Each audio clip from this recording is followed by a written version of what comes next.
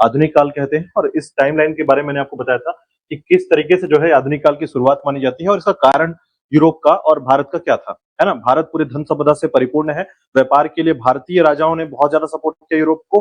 कारण क्या था कि वो हमारे मसाले और कपड़े जो है ले जाकर यूरोप मार्केट में बेचते थे और इससे हमको भी फायदा होता था, ठीक है। इसलिए हमने उनको पूरी फैसिलिटी दी थी कि हमारे यहाँ फैक्ट्री स्थापित कर सके, हमारे यहाँ सारा काम वो कर सके। लेकिन कंपनियां जो है इस तरीके से धीरे धीरे व्यापार करते करते जो है ना, व्यापार का लाभ कमाते कमाते उनके मन में और लालच बढ़ता गया और ऐसी स्थिति में वो व्यापार के बदले टैक्स देना राज्य को बंद करना चाहते थे। स्थिति ये आ गई कि जब देखिए आपके दिमाग में एक बात आएगा कि आप जब कमाना चालू करते हैं ना, जैसे एग्जांपल के तौर पर अगर आपका इस साल सैलरी 15,000 रुपए है तो आप चाहेंगे कि अगले साल तक जो है वो 18,000 या 20,000 तक हो जाए। ऐसा चाहेंगे, व्यापारी भी यही चाहेंगे कि जो व्यापार आप कर रहे हैं, शुरुआती में अंग्रेजों ने जो व्यापार किया था ना, शुरू के 5 साल तक 20% के व्यापार 20% के फायदे पर व्यापार किया था उन्होंने, है ना। मतलब शुरुआती समय में उनका व्यापार एक लिमिट व्यापार था। लेकिन जब उनको पता चलता है कि इससे ज्यादा हम व्यापार में कमा सकते हैं, तो इसका एक ही तरीका है, प्रशासन के तरीके से हम टैक्स बंद कर दें और उसके बाद सिर्फ व्यापार करें, है ना। प्रशासन प्राप्त कर लेंगे आप, तो फिर टैक्स बंद कर देंगे आप, उस क्षेत्र में टैक्स नहीं देंगे किसी को, तो पैसा पूरा बचेगा, है ना। और जब पैसा बचेगा तो आपका फायदा होगा, व्यापार का फायदा होगा। सारी कंपनियां ऐसा सोचना चालू कर दी और इसने शुरुआत की थी सोचने में पुर्तगालियों ने, ठीक है। अब तो यहां पर शुरुआत होता है, याद रखिएगा कि जब कंपनियां इस प्रकार से इस चीजों को डेवलप करती हैं। और एक बात ध्यान रखिएगा, मार्को पोलो को मत भूलिएगा, ये घटना बहुत इंपॉर्टेंट है कि मार्को पोलो का जो वृत्तांत है ये बहुत मैटर करता है। पूर्वी देशों के पास इतना धन संपदा था कि यूरोप का हर एक देश अमीर हो सकता था। ये बातें मार्को पोलो ने अपनी किताबों में लिखा है, याद रखिएगा। इसके बाद जो है मैंने बताया था आपको किस तरीके से वास्को डी गामा पहुंचा था भारत, है ना। और उसके बाद याद रखिएगा कि वास्को डी गामा के स्थिति के अनुसार जो है हम यूरोप की स्थिति मैंने आपको बताई थी। और यहां से हमने डिस्कस किया था कि भारत में यूरोपीय आगमन जो हुआ था, पुर्तगाली, डच, अंग्रेज, डेनिश और फ्रांसीसी। और उसके बाद जो है कंपनी की स्थापना की गई और उसके बाद याद रखिएगा व्यापारिक कोठियों की स्थापना, ठीक है। अब यहां से देखिएगा इसके आगे जो है हम पहले स्टार्ट करेंगे सबसे पहले पुर्तगालियों के बारे में, यानी पुर्तगाल,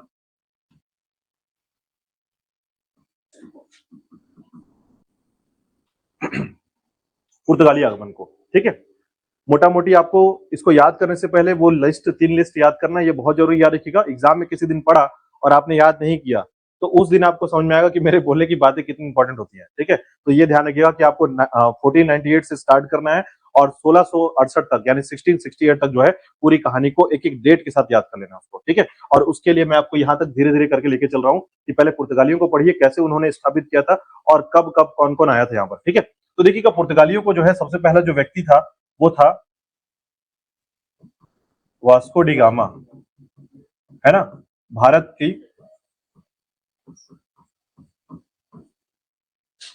में पहली पहुंच। अब देखिए इसकी कहानी को थोड़ा सुनने का प्रयास कीजिएगा कि वास्को डी गामा जब भारत आया था तो भारत के कौन सी जगह पर,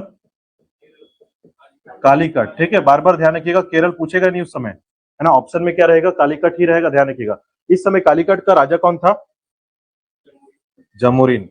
याद रखिएगा यहाँ का जो एक राजा था, राजा जमोरिन। अच्छा, इससे पहले की थोड़ी कहानी मैं आपको बता दूं कि वास्को डी गामा जब यहाँ पर आया था ना तो उसका कारण था हेनरी, है ना। इसके बारे में कल मैंने डिस्कस किया है, हालांकि मैंने कल बता दिया था तो अभी आगे डिटेल यहाँ पर नहीं करेंगे। बस ध्यान रखिएगा कि हेनरी वास्को डी गामा को भेजता है और उसके बाद जो है वास्को डी गामा भारत की खोज कर डालता है ना। और इसके लिए मार्ग का नाम मैंने बताया था, याद रखिएगा, केप ऑफ गुड होप। ध्यान रखिएगा, केप ऑफ गुड होप की खोज जो है ना बार्को ने किया था और उसके बाद जो है उस रास्ते पे कौन आया था, वास्को डी गामा आया था, याद रखिएगा, ठीक है। अब जैसे ही कालीकट ये पहुंचता है और जमोरिन इसका स्वागत करता है ना, तो ध्यान रखिएगा वास्को डी गामा का स्वागत करता है ये। और स्वागत करने के बाद जो है 2 दिन तक रुकता है यहाँ पर और रुकने के बाद इसे कुछ देता है, ले जाकर उपहार देता है। याद रखिएगा, स्वागत के साथ जाते हुए जो है उपहार देता है कौन, जमोरिन, किसको, वास्को डी गामा को, ठीक है। अब वास्को डी गामा क्या करता है, उस उपहार को लेता है, उपहार लेकर जाता है और कहा, लिस्बन जाता है, लिस्बन, ठीक है। ये पुर्तगाल का शहर है, याद रखिएगा, है ना। अब लिस्बन पहुंचता है, लिस्बन के व्यापार में जो है ना, लिस्बन का जो व्यापारी क्षेत्र है वहां जाकर इसको बेचता है, उस उपहार को बेचता है। और उस उपहार को बेचने पर उसको इतने पैसे मिलते हैं कि उसके आने जाने का खर्च, किनारे कर दीजिए, उसका 60 गुना, है ना, याद रखिएगा 60 गुना उसको फायदा होता है, 60 गुना उस वस्तु को बेचने से फायदा होता है। हाँ, मसाले ही होते हैं लेकिन शुरू में नहीं खुलते हैं इस बात को, ठीक है। उपहार बोला जाता है। और बाद में जब इसे व्यापार करने, देखिए मसाले आप अभी बोल रहे बिकॉज आपको पता है, उस टाइम पे उनको नहीं पता है वो मसाले हैं, है ना। उनको ये बात नहीं पता है कि वो मसाले हैं, इसको आप क्या यूज करेंगे वो बारे जानकारी नहीं है, ठीक है। देखिए पुर्तगालियों को जितनी जानकारी है खाने पीने की चीजें जानकारी, ऐसा नहीं है, जैसे एग्जाम्पल के तौर पर आप कह सकते हैं कि हमें मिर्च की जानकारी नहीं थी। जब वास्को डी गामा आया था तब तक हमको मिर्च की जानकारी नहीं थी, है ना। आप जो समोसे अभी मिर्च खाते हैं, वो मिर्च उस समय वो मिर्च नहीं हुआ करता था। आप क्या खाते थे? काली मिर्च खाते थे, उसकी जानकारी थी हमको। हम कूट के काली मिर्च और अदरक का पेस्ट बनाकर जो है हमने मिर्चा का प्रयोग किया है। पुर्तगालियों के आने के बाद आपको पता चला कि मिर्चा ऐसा होता है और मिर्च का मिर्ची ये होता है ना। तो मिर्ची जो है ये पुर्तगालियों की देन है। हमारे पास कई ऐसे वस्तु हैं, पपीता और मिर्ची, है ना, या देखिएगा आलू, है ना, कई ऐसी सब्जियां हैं जो पुर्तगालियों के आने के बाद हमारी समझ उसके बारे में बढ़ी है और हमारा प्रयोग उसका बढ़ा है, ठीक है। लेकिन उससे पहले तक हमारे पास उसकी जानकारी नहीं थी। तो मसाले के बारे में भी हमारे आसपास के लोगों को उसकी जानकारी नहीं थी प्रॉपर, ठीक है। लेकिन यहाँ से जो व्यापार पहले चलता था, है ना, मैंने बताया था लैंड एरिया से पहले व्यापार चलता था, तो कुछ बातें तो पहले से चली हुई थी, तो इतनी जानकारी थी कि जिसके बारे में आप वो इस चीजों को जान सके। लेकिन लिस्बन का मार्केट पूरी तरीके से जानकार था इस बात का कि वास्को डी गामा जो लेकर आया वो मसाले हैं, और उसको महंगे दामों पर खरीदा गया। वहां पर जो वास्को डी गामा फायदा हुआ वो 60 गुना हुआ, उसके जाने आने के खर्च को निकाल करके 60 गुना, है ना। तो इस बात को जानते हुए जो है वास्को डी गामा कहाँ जाता है? हेनरी के पास जाता है और हेनरी से बात करता है इस बारे में कि अगर हम यहाँ से व्यापार प्रारंभ कर देते हैं तो हमें लाखों का खर्च, मतलब लाखों का जो पैसा है उसका आमदनी होना चालू हो जाएगा। और बाकी देशों में जो अभी देखिए वहां पर क्या हो रहा है ना, यूरोप में क्या हो रहा है, उपनिवेशक क्षेत्र है और व्यापार में सब आगे बढ़ना चाहते हैं, सबको व्यापारी, सबके पास पैसा है और सबको व्यापार चाहिए। लेकिन कृषि के मामले में क्या है, सब ठप पड़ा हुआ है, बर्फ वाला एरिया है, कृषि का मामला बहुत कमजोर है। सबको व्यापार करना है, यानी सामान लाकर कहीं ना कहीं बेचना है। ये सबसे आसान रास्ता होता है, याद रखिएगा, है ना, सामान लाना और बेचना। क्यों? क्योंकि कृषि करने में लाभ और हानि का पता नहीं होता है ना। व्यापार में एक मुक्त व्यापार जो होता है वो सीधे से एकदम क्लियरिफाई होता है कि हमें पता है कि यूरोप में किस चीज की मांग है, हमें वो सामान लाना है और बेच देना है, ठीक है। तो ये पैसा इस तरीके से बनता था। तो यूरोप में काफी ज्यादा जो है ना अब एकाधिकार समाप्त होने वाली स्थिति आ गई थी। स्पेन और पुर्तगाल इस बारे में सबसे आगे हो गए थे, ठीक है। पुर्तगाल को सबसे पहले ये बात पता चली थी और इसने जो है अब ये काम करना चालू कर दिया, है ना। तो यहाँ पर ध्यान रखिएगा, पहला व्यक्ति जो है भारत में आया था वास्को डी गामा, और ये घटना घटी थी जिसके कारण भारत में जो है व्यापार का कॉन्सेप्ट चालू हो गया, ठीक है। व्यापार स्टार्ट हुआ। ध्यान रखिएगा 1503 से पहले, है ना, 1502 से पहले व्यापार के लिए कंपनियां नहीं है। अभी अभी लोग क्या कर रहे हैं, पर्सनली आ रहे हैं, सामान उठा रहे हैं यहाँ से और लेके जा रहे हैं, है ना। कंपनी जब बनेगा तब जाकर यहाँ पर सिस्टमेटिक चीजें होंगी, याद रखिएगा, ठीक है। तो होता क्या है, इसके बाद याद रखिएगा एक व्यक्ति है ना, वास्को डी गामा के बाद पूछा जाता है कि दूसरा पुर्तगाल कौन आया था? पेड्रो, है ना। भारत आने वाला दूसरा पुर्तगाल का नाम याद रखिएगा। वास्को डी गामा तो आपने बहुत याद रखा हुआ है ना।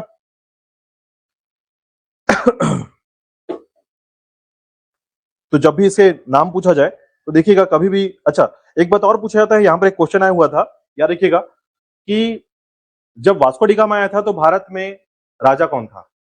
जमोरिन की बात नहीं कर रहा हूं मैं, भारत, दिल्ली का शासक, है ना। तो सिकंदर लोदी, याद रखिएगा ये बात, ठीक है। नोट करके कहीं पर लिख लीजिएगा कि वास्को डी गामा के समय, जब वास्को डी गामा आया था 1498 में, तो दिल्ली का राजा सिकंदर लोदी था, है ना।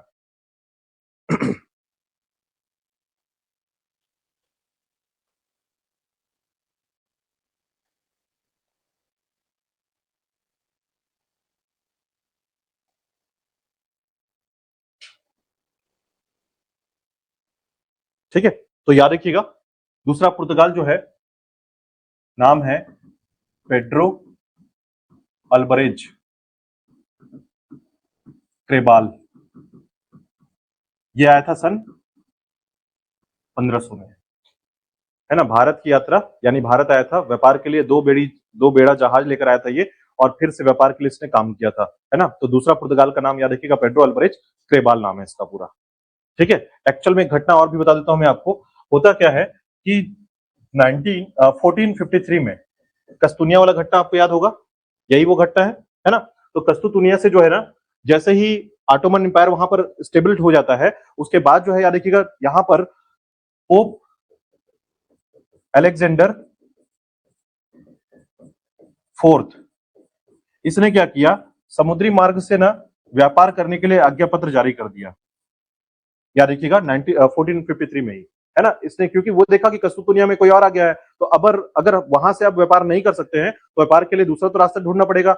और इसके लिए ना कभी भी याद रखिएगा कौन आज्ञा दे सकता है, कोई राजा नहीं दे सकता, हमेशा एक धर्म का अधिकारी दे सकता है ना। तो उस समय कौन थे धर्म के अधिकारी? अलेक्जेंडर फोर्थ, याद रखिएगा। वहां के पोप थे, पोप तो आप सभी जानते हैं, है ना। तो पोप जो होते हैं याद रखिएगा वेटिकन सिटी में रहते हैं ये, है ना। इटली के वेटिकन सिटी में, आपको पता होगा वेटिकन सिटी के अंदर रहने वाला धर्म तंत्र जो है वो यही है, याद रखिएगा, ठीक है। तो कभी भी धर्म के संबंध में अगर आपको व्यापार करना है तो धर्म से जुड़ा हुआ काम करना होगा, और ऐसे में इन्होंने ही आज्ञा दिया था किसके बारे में, समुद्री यात्रा के लिए। तो समुद्री यात्रा के लिए आज्ञा जो है ना इनसे मिला था, याद रखिएगा। अब उसके साथ क्या हुआ कि दूसरा पुर्तगाल पहुंचा और इसने भी सेम कमाई ये किया कि अब स्थिति इतनी अच्छी हो गई थी कि पुर्तगाल को ये बात समझ में आ गया कि अगर हमने व्यापार कर लिया तो हम बहुत ज्यादा फायदे में रहेंगे और एक तरफा व्यापार होगा, है ना। और उस केस में क्या किया, अभी देखिए समझ से जाइएगा, घटनाओं को जोड़ते जाइएगा, याद अपने आप होगा, ठीक है। पहले वास्को डी गामा आया और उसके बाद कौन आया था, पेड्रो अल्बरेज आया था, ठीक है। और ये 1500 में आया था। लेकिन इससे पहले एक घटना याद रखिएगा कि 1453 में ही जो है ना अलेक्जेंडर फोर्थ पोप जो थे उन्होंने आज्ञा पत्र दिया था समुद्री यात्रा के लिए, समुद्री व्यापार के लिए, ठीक है। अब उसके बाद क्या होता है कि 1498 में, है ना, इसका असर यहां पर आएगा, याद रखिएगा। ये तो बाद की बात है। 98 में एक घटना घटती है, एक कंपनी का स्थापना किया जाता है पुर्तगालियों के द्वारा, या पुर्तगाल हेनरी के द्वारा जो है ना एक आज्ञा देकर अब यहां पर कंपनी स्थापित की जाएगी। किसका, पुर्तगाली कंपनी। जैसे ईस्ट इंडिया कंपनी पढ़ते हैं आप, तो याद रखिएगा इसे कहा जाता है एस्तादो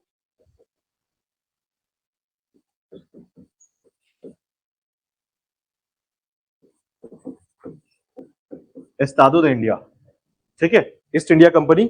उसी प्रकार जो है एस्तादो जो कंपनी थी इसका नाम दिया गया, याद रखिएगा, है ना। तो इसे जो है ना, देखिए ध्यान रखिएगा, सारी कंपनियों को जो है ना ईस्ट इंडिया कंपनी के नाम से जानते हैं। ये भी ईस्ट इंडिया कंपनी है, बस पुर्तगाल का है। क्यों ईस्ट इंडिया कंपनी है, क्योंकि मैंने अभी मार्को पोलो के बारे में बताया था कि उसने जब बोला था कि पूर्वी देशों में पैसा बहुत है, तो सभी जो कंपनी का नाम रखेंगे वो कहां रखेंगे, ईस्ट इंडिया, है ना। जितने भी नाम रहेंगे तो उस भाषा में इसको बोलेंगे एस्तादो इंडिया। एक्चुअल में है पुर्तगाल ईस्ट इंडिया, याद रखिएगा, है ना। लेकिन इसके भाषा में क्या बोलते हैं इसको, एस्तादो द इंडिया, ठीक है। तो इसकी स्थापना कर दी जाती है और स्थापना के साथ ही जो है सबसे पहली बार, याद रखिएगा, भारत में निरंतर व्यापार चालू हो जाता है ना। तो ये कंपनी की स्थापना है, पुर्तगाली कंपनी स्थापित होता है और उसके बाद जो है अब व्यापार स्टार्ट होगा और व्यापार के साथ साथ प्रशासन स्टार्ट होगा, ठीक है। यहां तक शुरुआती समय आपको समझ में आया कि पहले कौन आया था, वास्को डी गामा, फिर दूसरे नंबर पे आया अल्बरेज, है ना, पेड्रो अल्बरेज। और उसके बाद याद रखिएगा कंपनी का निर्माण जो है 1998 में हो गया, ये मैंने बात बता दिया था पहले ही आपको, ठीक है। अब कंपनी का निर्माण होता है ना, तो कंपनी के साथ जो है अब यहां पर व्यापार और साथ ही साथ क्या स्टार्ट हो जाएगा,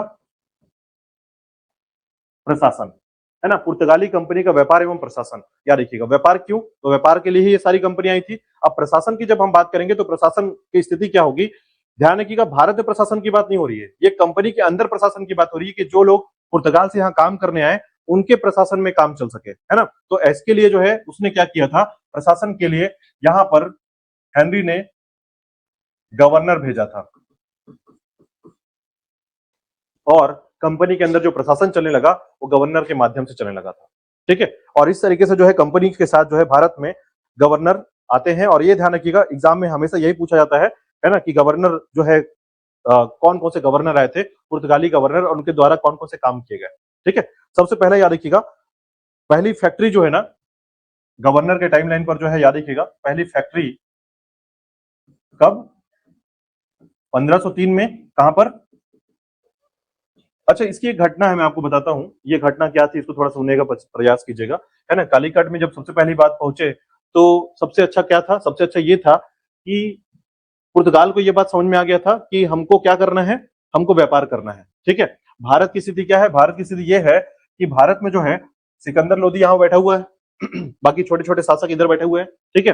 सबसे पहली बार जो है ये कालीकट पहुंचा, कोचीन यहाँ पर है और कालीकट ऊपर में है, याद रखिएगा, है ना।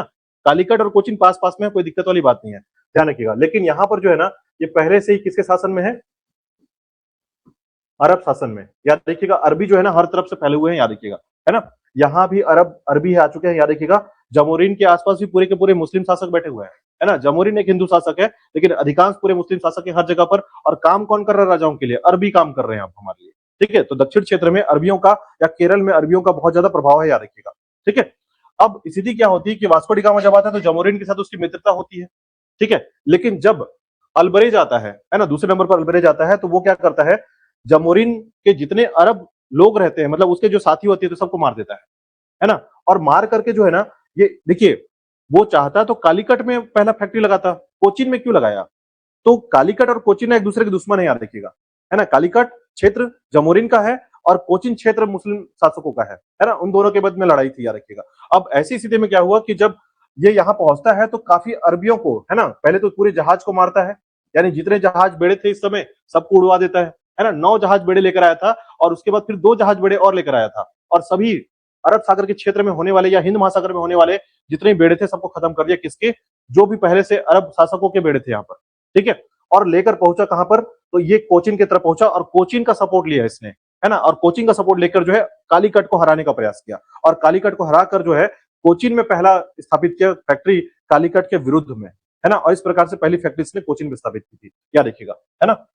कोचीन में इसने फैक्ट्री स्थापित कर दी, याद रखिएगा। तो ये कारण था दुश्मनी का कारण, है ना। और सपोर्ट मिल गया कोचीन का और दुश्मनी हो गई कालीकट से। तो पहला जमोरिन के साथ इसकी दोस्ती थी, किसकी? वास्को डी गामा की। लेकिन बाद में जो है कोचीन के साथ इसकी दोस्ती हो गई और जमोरिन के साथ जो है दुश्मनी हो गई थी इसकी, ठीक है। तो पुर्तगाली की दुश्मनी जो है कालीकट में हो गई थी, याद रखिएगा, और दोस्ती हो गई थी कोचीन के साथ, ठीक है।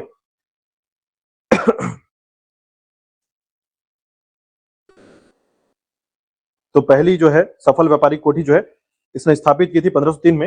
हालांकि इसने प्रयास भी किया था, यानी कि कालीकट में प्रयास किया था पहले, है ना। वास्को डी गामा की दोस्ती थी तो पहला प्रयास, देखिए वास्को डी गामा ने दूसरी बार फिर आया था 1502 में, है ना। तो तब तक जो है ना कोचीन के साथ, देखिए 1500 में अल्बरेज आ गया था, जमोरिन के साथ पहले दुश्मनी कर दिया अल्बरेज ने, तो फिर जमोरिन ने उसको भाव नहीं दिया, वास्को डी गामा के साथ भी दुश्मनी होगी उसकी। और दुश्मनी हुई तो उसने 2 में जो कोठी स्टार्ट की थी, है ना, कालीकट में थोड़ी बहुत भी बात चल रही थी उसको, वो खत्म हो गया और कोचीन में शिफ्ट करना पड़ा। तो पहला कोचीन इसका कोचीन में इसकी फैक्ट्री बनी थी, ठीक है। तो याद रखिएगा वास्को डी गामा या फिर पुर्तगालियों की पहली जो फैक्ट्री की बात की जाती है वो कोचीन में की जाती है, ठीक। अब देखिए इसके बाद क्या हुआ कि जब फैक्ट्री स्थापित हो गई, है ना, तो पुर्तगालियों ने जो है ना फिर उसके बाद दूसरा फैक्ट्री बनाया था कन्नूर में।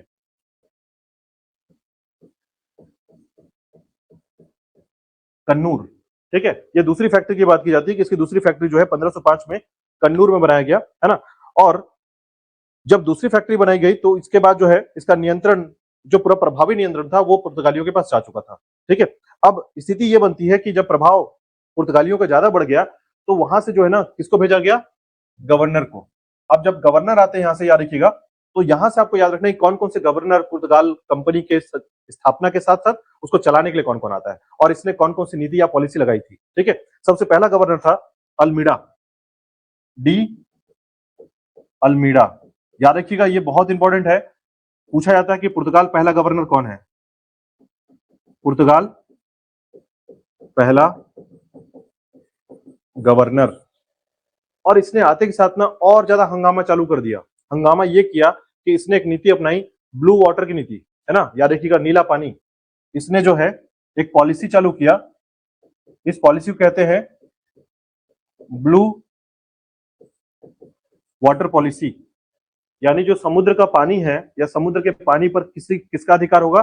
पुर्तगाल का अधिकार होगा। यहां पर जो भी व्यापार करेगा, इसने हरमुज को बैन कर दिया, है ना। हरमुज जो क्षेत्र था, मलक्का जो था, याद रखिएगा, मलक्का इस तरफ है भारत के, इस तरफ मलक्का है और इस तरफ हरमुज है, याद रखिएगा। भारत के साथ जो भी व्यापार करेगा इसी 2 जगह से होता था, है ना। समुद्री मार्ग यही है, एक हरमुज से जा सकते हैं हम लोग या फिर दूसरा आप यहां से मलक्का से जा सकते हैं, है ना। मलक्का स्टेट कहते हैं। ये दोनों स्टेट पर जो है ना इसने अपना पाबंदी लगा दिया और पूरा यहाँ पर जितने बेड़े चलते थे, इसमें जितने बेड़े चले थे, जितने भी रास्ते थे, सब पर अपना बेड़ा लगा दिया और बोला कि अगर यहाँ से गुजरना है तो टैक्स पे करना पड़ेगा और आपको मानना पड़ेगा कि यहाँ पर मेरा अधिकार है। तो इसी को बोलते हैं ब्लू वाटर की संधि या ब्लू वाटर की पॉलिसी, है ना। तो किसने लगाया था? पुर्तगाल अल्मीडा ने, डी अल्मीडा ने लगाया था, याद रखिएगा, ठीक है। साथ ही साथ याद रखिएगा, इसने जो है ना जब सबसे पहले ये आया तो यहाँ पर जो है ना मिस्र का एक अधिकार था, कहां पर? दीव की जगह पर, है ना। आपने देखा होगा भारत का जो है ना दमन और दीव, गुजरात के पास वाला हिस्सा यहाँ पर दमन है और ये वाला हिस्सा दीव है ना। भारत का जो गुजरात वाला पोजीशन देखेंगे आप तो ये वाला हिस्सा को बोलते हैं दमन और इसको बोलते हैं दीव, है ना। तो यहाँ पर जो है ना मिस्र का शासक या मिस्र का अधिकार था, तुर्क और मिस्र का अधिकार। इसको जाके पटकनी दे दिया किसने? डी अल्मीडा ने। और इसने क्या किया? सबसे पहले डी अल्मीडा ने मिस्र और तुर्क की सेना को हराकर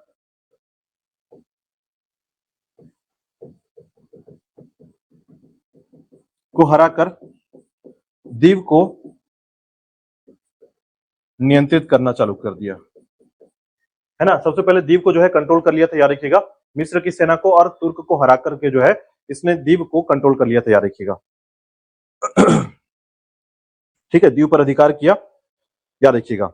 इसी प्रकार जो है ना ब्लू वाटर की संधि इसने लागू किया और उसके बाद जो है इसने समुद्र के क्षेत्र को जो है बहुत मजबूती से अपना क्षेत्र या अपना अधिकार स्थापित कर लिया। तो इसके 3 बातें ध्यान रखिएगा। पुर्तगाल का पहला गवर्नर, ब्लू वाटर की संधि स्टार्ट की थी इसने, और याद रखिएगा मिस्र और तुर्क को पराजित करके गुजरात का दीव जो क्षेत्र था आपका, उस पर अधिकार कर लिया। 3 काम किया था इसने, प्रारंभिक काम। ठीक है, अब देखिएगा इसके बाद आता है अल्फांसो डी अल्बुकर्क।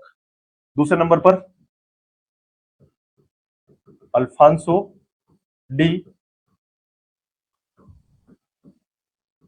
अल्बुकर्क, ये दूसरा पुर्तगाल है, याद रखिएगा, है ना, दूसरा पुर्तगाली है अल्फांसो डी अल्बुकर्क। इसकी भी 2 नीतियां बहुत इंपॉर्टेंट है, याद रखिएगा, है ना। जब ये पहुंचा ना, तो सबसे पहले ये कहा जाता है कि भारत में पुर्तगालियों का या पुर्तगाल का वास्तविक संस्थापक कौन है ना। तो याद रखिएगा, इसे हम कहते हैं वास्तविक संस्थापक। ये शब्द आपका पीछा नहीं छोड़ेगा जब तक इतिहास पढ़ते रहेंगे। संस्थापक, वास्तविक संस्थापक, ये 2 बातें ध्यान रखिएगा। ठीक है, क्योंकि इसने जो नीति अपनाई थी, इसने बड़े बड़े क्षेत्र को जीता है भारत का, है ना। तो सबसे पहला काम किया इसने कि अपना जो पावर है, उस पावर का यूज करते हुए भारत के अन्य क्षेत्रों को जो है कंट्रोल करना चालू कर दिया। सबसे बड़ी बात, गोवा को कंट्रोल कर लिया था इसने, है ना। गोवा को कंट्रोल करने वाले राजा या पुर्तगाल का नाम पूछा जाता है, याद रखिएगा। तो अल्बुकर्क ने गोवा को कंट्रोल कर लिया, यानी गोवा पे नियंत्रण प्राप्त किया था, याद रखिएगा। तो इसकी जो पॉलिसी है, हाँ, अल्फांसो डी अल्बुकर्क, हाँ, अल्फांसो आम का एक वैरायटी है, याद रखिएगा। हाँ, अल्फांसो अल्बुकर्क, कर्क, हाँ, कर्क, कर्क, ठीक है, अल्फांसो डी अल्बुकर्क, ठीक है, याद रखिएगा। 1900 माफ कीजिएगा, 1509 में आया था ये, 1500, वो 1509 से पहले 1503 के आसपास आया था, है ना। कंपनी फैक्ट्री स्थापित करने से पहले आ गया था, याद रखिएगा, है ना। कुछ ही समय रहा था, मतलब उसका टाइम ज्यादा नहीं है इसमें, ठीक है। और ये 1515 तक था, 1509 से 1515 तक, ठीक है।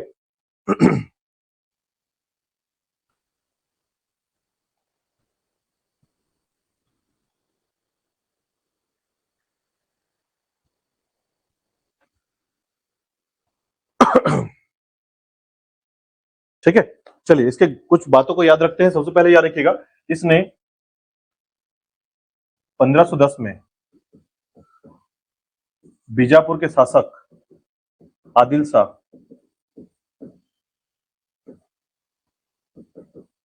बीजापुर के शासक आदिल शाह से गोवा जीत लिया, है ना। गोवा पहले किसके कंट्रोल में था? बीजापुर के कंट्रोल में था, याद रखिएगा, आदिल शाह के कंट्रोल में था, और 1510 में गोवा को जीता। सबसे बड़ा काम किया इसने, ठीक है। दूसरा, इसने ना एक नया कॉन्सेप्ट चालू किया, याद रखिएगा, भारतीय महिलाओं से पुर्तगालियों का विवाह वाला कॉन्सेप्ट, है ना। मतलब देखिए, इसने ना भावनात्मक क्षेत्र को कंट्रोल करने का प्रयास किया कि अगर भारतीय महिलाओं से अगर हम विवाह कर लेते हैं, तो हमारे पास आसानी ये होगी कि हमको कोई बाहर का नहीं समझेगा। दूसरा, हम अपने रीति रिवाज को यहाँ पर थोप सकेंगे, क्योंकि जब आप किसी नए जगह पर जाते हैं ना, तो वहां पर अपने रीति रिवाज को नहीं थोप सकते, है ना। वो आपको मार के भगा देगा वहां से, दुश्मनी के साथ ही देखेगा, भले ही कितना भी आप अमीर हो, लेकिन एक दुश्मनी बनी रहेगी, ठीक है। तो इसने प्लान किया कि भारतीय महिलाओं से विवाह कर लेते हैं पुर्तगाली, तो ऐसे में वहां के जो लोग हैं, है ना, वो लोग हमें अपना समझ लेंगे, क्योंकि विवाह के बाद लोग अपना समझते हैं, ठीक है। दूसरा, कि यहाँ पर हम अपने रीति रिवाज को धीरे धीरे हम यहाँ पर विस्तार कर पाएंगे। ऐसे में जो है इसने प्लान किया, याद रखिएगा, इसकी पॉलिसी में ये था भारतीय महिलाओं से विवाह करना, ठीक है। तो याद रखिएगा, भारतीय महिलाओं से पुर्तगालियों का विवाह नीति, और इसने ब्लू वाटर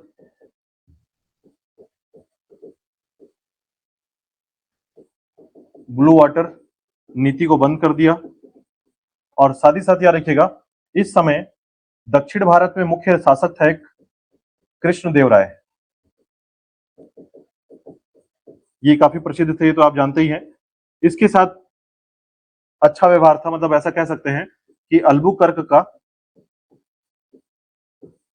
मित्रता था इसके समय में, है ना। इसने जाना था कि अगर इससे पंगा ले लेंगे तो कहां बचेंगे दक्षिण भारत में, तो ऐसे में जो है कृष्णदेवराय के साथ इसकी मित्रता कर ली थी इसने उपहार से, ठीक है। तो अल्बुकर्क का जो टाइमलाइन था, याद रखिएगा, उसमें इसने काफी कुछ प्रयास किया, है ना। एशिया के क्षेत्र में जितने भी प्रवेश मार्ग थे, सब पर कंट्रोल करना चालू कर दिया, याद रखिएगा। और ब्लू वाटर नीति को बंद करके जो है सभी जगह पर अपने कंट्रोल तो बनाया, लेकिन लोगों को आने जाने का जगह भी दिया इसने, ठीक है। तो अल्बुकर्क को जो है ना ज्यादा खतरनाक माना जाता है, किसे? डी अल्मीडा से, डी अल्मीडा पहला पुर्तगाल है। दूसरा, अच्छा पुर्तगाल का मतलब यहाँ पर हम लोग गवर्नर की बात कर रहे हैं, तो पहला गवर्नर फिर दूसरा गवर्नर याद रखिएगा, ठीक है। इसके बाद देखिएगा तीसरा गवर्नर आता है नीनो डी कुन्हा, ठीक है। नाम कुछ ऐसे ही मिलेंगे, याद रखिएगा। हाँ, थर्ड नंबर पे है Nino de Cunha, Nino de Cunha, ठीक है। तो नीनो डी कुन्हा जो है 1529 में आता है, याद रखिएगा, और ये लगभग 38 तक रहता है।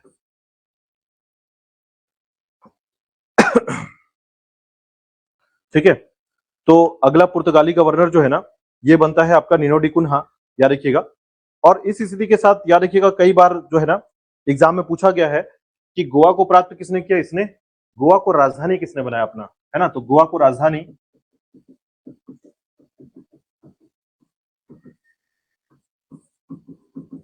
अपनी राजधानी स्थानांतरित किया। पहले राजधानी कहां थी इन लोग की, कोचीन में, याद रखिएगा, है ना। कोचीन पहले राजधानी थी, फिर उसको शिफ्ट किया गोवा में। तो गोवा को शिफ्ट अपनी राजधानी बना ली, याद रखिए, गोवा से, है ना। और उसके बाद जो है याद रखिएगा मद्रास के निकट 3-4 जगहों पर जो है ना अपनी बस्तियां बनाना चालू किया। देखिए कौन कौन से बस्तियां इसने बनाई थी, बस्तियां बसाया मद्रास के पास सेंथोमा,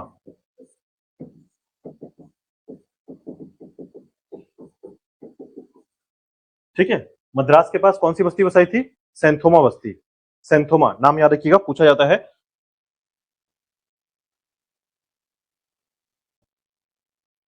सेंथोमा, ठीक है। इसके अलावा जो है इसने मद्रास के अलावा जो है याद रखिएगा दीव में एक काठियावाड़, अच्छा इधर दीव में याद रखिएगा काठियावाड़ क्षेत्र पर कंट्रोल किया था। और उसके अलावा जो है बंगाल में जो है इसने हुगली पर, है ना, इस क्षेत्र पर बस्तियां बसाई थी, याद रखिएगा। 3 जगह कौन कौन से, मद्रास का सेंथोमा, सेंथोमा, बंगाल का हुगली, और उसके बाद दीव का काठियावाड़, याद रखिएगा, ठीक है। ये 3 क्षेत्रों पर बस्तियां बसाया इसने। इसके बाद जो है बहादुर शाह से युद्ध लड़ा,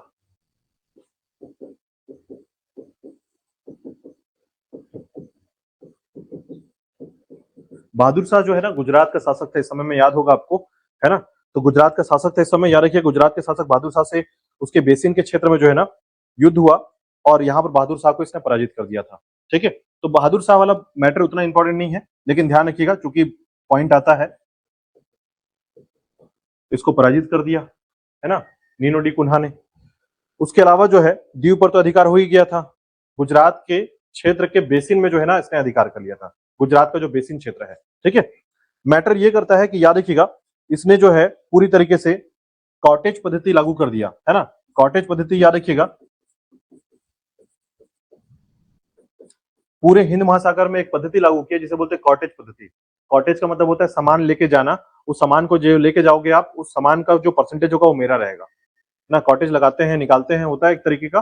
तो कॉटेज मतलब होता है कि आप सामान जब भी लेके जाओगे मेरा सामान लेके जाओगे साथ में, है ना, और वहां जाकर अपने जगह पे छोड़ोगे। तो इस तरीके से जो है कॉटेज पद्धति लागू करने वाला गवर्नर है, याद रखिएगा, नीनो दी कुन्हा। तो 3 गवर्नर का नाम आपको याद रखना है, पहला है अल्मीडा, दूसरा है अल्बुकर्क, और तीसरा है कुन्हा, है ना। शॉर्टकट में भी याद कर सकते हैं, कोई दिक्कत नहीं है कि पूरा नाम ही याद रखें, लेकिन याद रखना होगा कि अल्मीडा पहला, दूसरा है अल्बुकर्क, और तीसरा है आपका कुन्हा, नीनो दी कुन्हा। इनके बीच में थे दो दो जन और बीच में आएंगे, लेकिन वो इतना इंपॉर्टेंट नहीं कि जहां पर कुछ पॉलिसी चलाने वाले नहीं गए, हाँ कुछ किए ही नहीं, इसलिए उनका नाम आप लोग यहाँ पर नहीं लेते, ठीक है। देखिए अगर गवर्नर की लिस्ट करेंगे ना, तो गवर्नर की लिस्ट में टोटल 9 गवर्नर हुए हैं यहाँ पर, है ना, 9 गवर्नर। लेकिन अगर सिर्फ याद करने के कॉन्सेप्ट में, तो कभी भी उनके बारे में ना क्वेश्चन पूछा गया है और ना ही उनका अस्तित्व इतना महत्वपूर्ण माना गया है, ठीक है। इसलिए जो है आपको 3 गवर्नर याद रखने हैं, 3 गवर्नर में अल्मीडा, अल्बुकर्क और नीनो दी कुन्हा को याद रखना है, ये 3 नाम, ठीक है। बाकी जैसे जोआ डी क्रेस्टो हो गया, है ना, जोआ डी क्रेस्टो एक नया एक्स्ट्रा नाम याद करके क्या करेंगे, है ना। आपको भी एक चीज चाहिए कि मुझे इतना ही याद होना चाहिए, है ना, तो लिस्ट में, क्योंकि दिमाग छोटा है, उससे ज्यादा यूज कर लेंगे तो गड़बड़ हो जाएगा, इसलिए याद रखिएगा कुछ ही चीजों को याद करेंगे, 3 नाम याद रखना है आपको, ठीक है। और कुछ फैक्ट्स चाहिए तो मैं आपको फैक्ट्स बताता हूँ कुछ चीजों को, ठीक है, कुछ फैक्ट्स। इनके संबंध में याद रखिएगा, एक डिसूजा नाम का एक गवर्नर था, याद रखिएगा, जिसका नाम है अल्फांसो डिसूजा, है ना।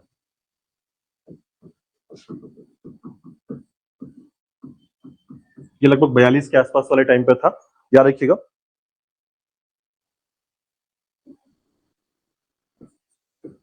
फ्रांसिस्को जेवियर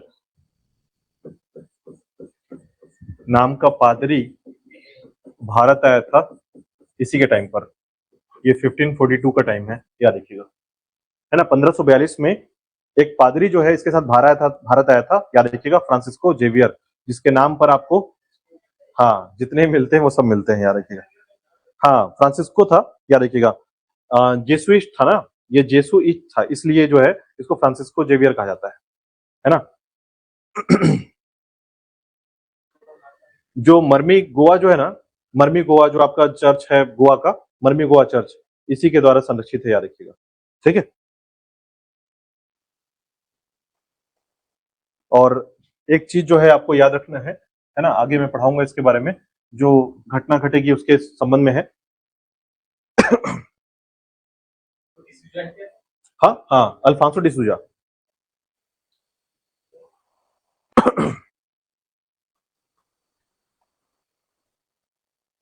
एक टाइम याद रख लीजिएगा, है ना। बंबई वाला दहेज भी आपको बता देता हूं यहीं पर, बंबई दहेज प्रथा, है ना। तो याद रखिएगा, यहाँ पर ब्रिटिश, हालांकि यहाँ पर ये इंपॉर्टेंट नहीं, बिकॉज पुर्तगालियों का तो रहना है ही यहाँ पर, है ना। अंग्रेज जब आएंगे तब की केस में है ये, अभी तो हम लोग 1500 के टाइम पर चल रहे हैं, इसलिए बस सिर्फ ये फैक्ट याद रखिएगा, आगे आपको ये बात मिलेगी, है ना। यहाँ पर ब्रिटेन का राजकुमार होता है चार्ल्स द्वितीय, और पुर्तगाल की राजकुमारी कैथरीन, इन दोनों का विवाह करा दिया जाता है। और इसके कारण क्या होता है कि पुर्तगाल के पास क्या है, ये बंबई है ना। तो बंबई कहां से आया, ये एक्चुअल में क्वेश्चन है। अभी देखिए बंबई के क्वेश्चन को याद रख लीजिएगा कि बंबई कहां से आया। तो देखिए इनके पास जो है ना, एक व्यक्ति है जोआ डी क्रेस्टो, है ना, जोआ डी क्रेस्टो, ये गवर्नर है, याद रखिएगा। इस गवर्नर के पास जो है ना, इसने बेसिन को जीता, गुजरात बेसिन, है ना, सालसेट को जीता, उसके अलावा जो है आपका दीव इसके पास है, और इसके अलावा जो है गोवा इसके पास है। तो इसी के बाद जो है इसने बंबई को भी कंट्रोल कर लिया था, याद रखिएगा, बंबई को जीता था, है ना, और बंबई को जीता, अपने पास रखा, और उसके बाद जो है बंबई को जो है किसको दे दिया, याद रखिएगा, ब्रिटेन को दे दिया, चार्ल्स द्वितीय के पास चला गया बंबई, ठीक है। आगे इसको पढ़ेंगे, ब्रिटेन वाला जो पढ़ेंगे उसमें आएगा, ये टॉपिक आएगा, ठीक है। इधर वाले टाइम में जो है ना नहीं आएगा, दहेज में दिया था, ठीक है। एक्चुअल में बंबई जब हम बोलते हैं ना, तो हमारे दिमाग में बंबई का चेहरा आता है, बंबई ऐसा नहीं था पहले, 7 छोटे छोटे द्वीप हुआ करते इसमें, ठीक है। ब्रिटेन ने मेहनत करके उसमें रेत डाल डाल के पूरा एक क्षेत्र बनाया, और तब उसको बंबई कहा गया, ठीक है। तो आगे बढ़ेंगे बंबई के बारे में कहानी, यहां तक बताइए कुछ दिक्कत है तो।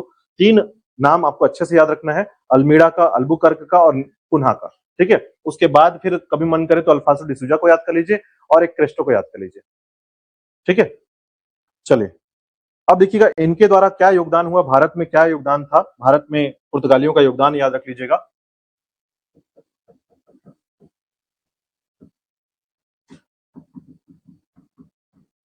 तो देखिए बहुत सारी सब्जियों का परिचय इससे हुआ आपका, है ना, बहुत सारी सब्जियों का परिचय हुआ आपका, व्यापार आपका बढ़ा आगे, क्योंकि हमारे यहाँ से कपड़े और मसाले लेकर जाकर वहां जाया जाता था, और उसके बदले भारत में पैसा आने लगा, ठीक है। तो इसके कारण जो है याद रखिएगा, हमारे यहाँ निर्यात क्षेत्र में उपलब्धियां बढ़ी, जैसे काली मिर्च सबसे इंपॉर्टेंट था इस समय में। काली मिर्च का निर्यात हम कहां से करते थे,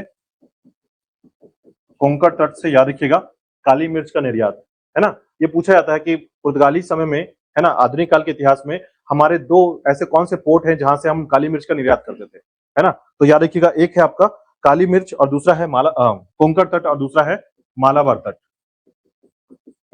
आपको याद होगा कोंकण तट जो है कर्नाटक का तट है, और मालाबार जो है आपका केरल तट है, ठीक है। इन दोनों तटों से जो है हम काली मिर्च का निर्यात या एक्सपोर्ट करते थे उसको, ठीक है।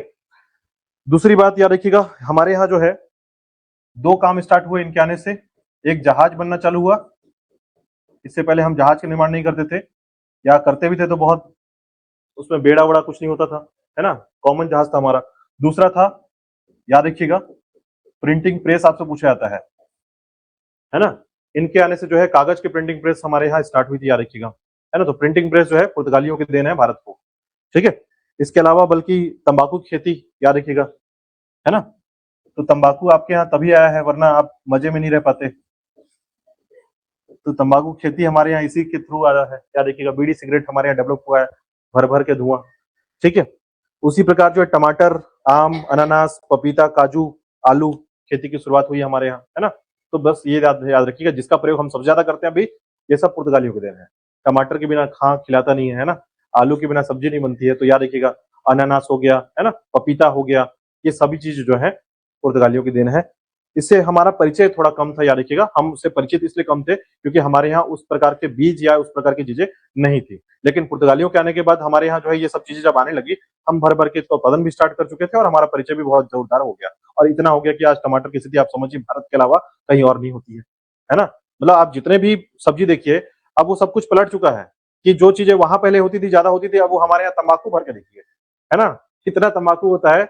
मैं आपको बस छोटे से अगर राज्य की बात बता दूं, तो हमारे छत्तीसगढ़ में ना सूरजपुर में सबसे ज्यादा तंबाकू होता है ना। और उसके बाद राजनांदगांव में होता है तंबाकू भर के, तो सोचिए। हाँ, हाँ, फिर उसके बाद तो चलिए, ठीक है। तो याद रखिएगा, इस तरीके से जो है पुर्तगालियों की देन है हमको, है ना। इसके अलावा जो है चर्चों का निर्माण आप कह सकते हैं,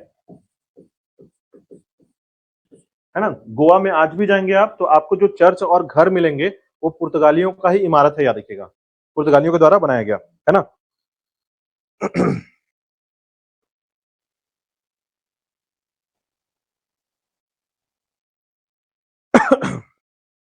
अब देखिएगा फाइनली जो है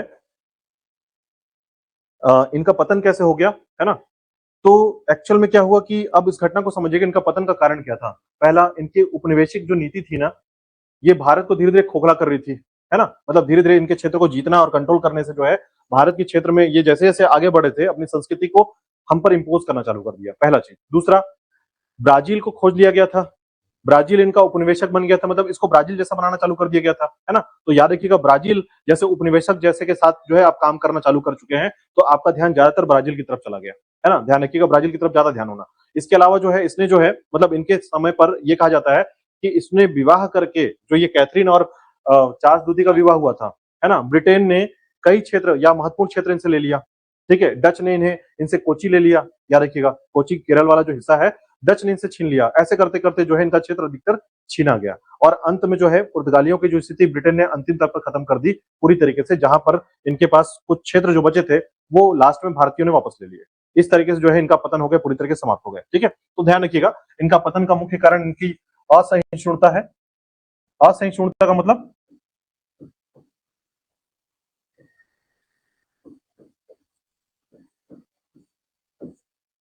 किसी और धर्म को न मानना या किसी धर्म के प्रति भावना व्यक्त न कर पाना, है ना। इस प्रकार की असहिष्णुता होती है, जहां पर धर्मवाद को जो है ये बहुत ज्यादा टिपिकल बना के चले, है ना। दूसरा, कोच्चि को कौन छीन लिया? डच छीन लिए। इसके अलावा नीतियों में फंसना, अपनी ही नीति में जो है फंस गए, है ना। और बंबई को दहेज स्वरूप दे देना,